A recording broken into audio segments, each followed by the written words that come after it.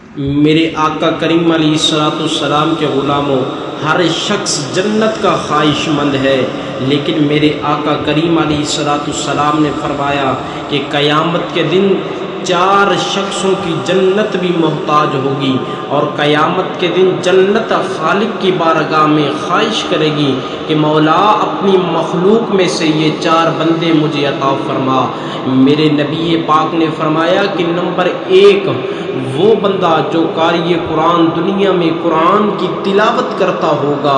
Number 2 میرے آقا نے فرمایا کہ جو اپنی زبان کی حفاظت کرتا ہوگا۔ میرے حضور کے غلاموں، اپنی زبان سے قطع کلامی نہ نکالتا ہوگا۔ یہ وہ زبان ہے کہ جو انسان کو تخت سے اتار کر سولی پہ چڑھا دیتی ہے، سولی سے اتار کر تخت پہ بٹھا دیتی ہے۔ میرے آقا نے فرمایا نمبر 3 جو مسکینوں، یتیموں، غریبوں کو کھانا کھلاتا ہوگا، اللہ تبارک و تعالی قیامت کے دن اسے بھی جنت عطا فرمائے گا، جنت اس کی بھی خواہش مند ہوگی۔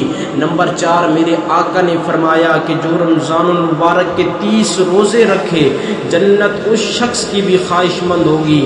یہ 4 شخص ایسے ہیں کہ جن کے لیے اللہ تبارک و تعالی کی بارگاہ میں جنت خود خواہش کرے گی کہ مولا اپنی مخلوق میں سے یہ پیارے بندے مجھے عطا